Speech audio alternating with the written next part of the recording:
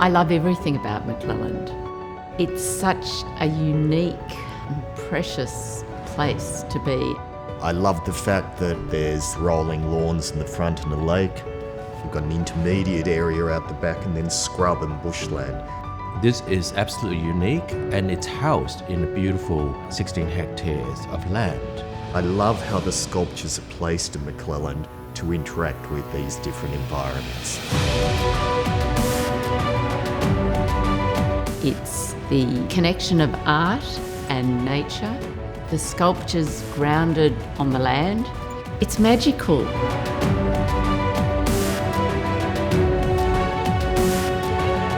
Just slowly drags you in and you just relax and you can let go of your tension and just be.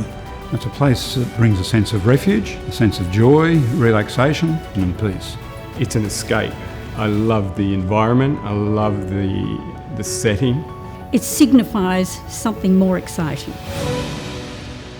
Harry McClelland and Annie Mae Nan McClelland left this amazing legacy for the city of Frankston. I really saw myself as being part of that inheritance. To be able to work at McClelland, to be able to present my work, is a great opportunity. I remember I saw a show here 15 years ago, and I sort of thought to myself, look, if I ever show work at McClelland, I'll know I've made it.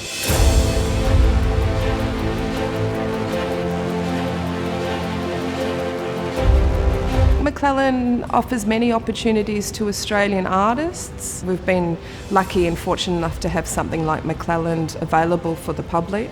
Any artist can find an outlet for their work, be it sculpture, be it painting, installation.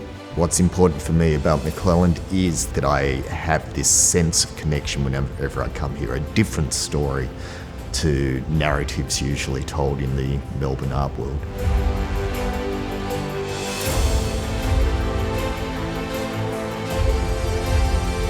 Being a multicultural nation, there's work here from a huge variety of different cultural backgrounds. The one thing that really stands out to me about McClelland is that they open up this space for First Nations people. McClelland really champions First Nations wisdom and stories and really want to elevate not only the art space but also the social sort of space as well. What McClelland contributes to the Australian art community is something that when it first came about was unheard of. So many people are not really aware of local history, and McClelland plays a really important role in recontextualising our history.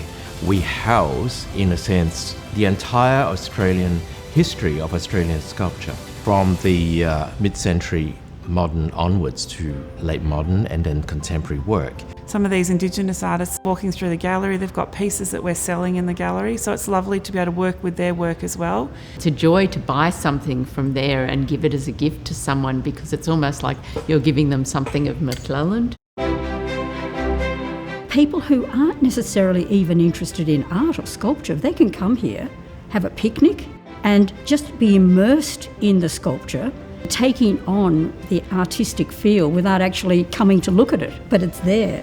In a world where AI and virtual reality is completely dominant, there is a need in ourselves and in our consciousness to experience something which is solid and real, and the experience of seeing these sculptures in this land is a beautiful counterpoint of something that we deeply need in the world. We have regular people who come for just the cafe. We have people who come to walk their dogs. It's an educational institution. It's an art gallery. It's a nature park.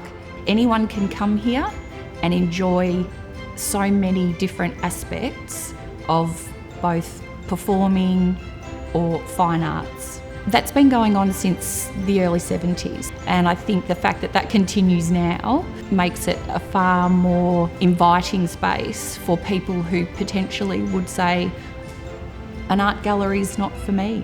There's so much to do, and it's just a really nice place just to block everything else out. It really does engender community to come here and enjoy the space that this offers, and it's so unique. It's very much a meeting place for communities, so even before you start thinking about the art, it's really a place where people can come together without a whole lot of commerciality and just be with nature and be with art. Recently it's been expanded by the music on the Sundays. Being with those artists, those musicians is extraordinary and such a privilege. As well as having a sculpture park, it has 3 exhibition spaces. What I also love about McClelland is this gallery, this building, this incredible modernist centrepiece gallery.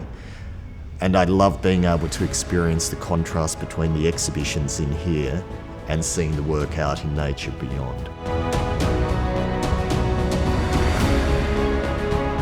It's a place where mob is welcome in this space. It's a place where they're embraced to create. I appreciate their willingness to engage and their willingness to engage with First Nations folk and try new things. That increases all our opportunity but also our depth. The artists with McClelland have taken something that's local and brought it into the mix. I love that.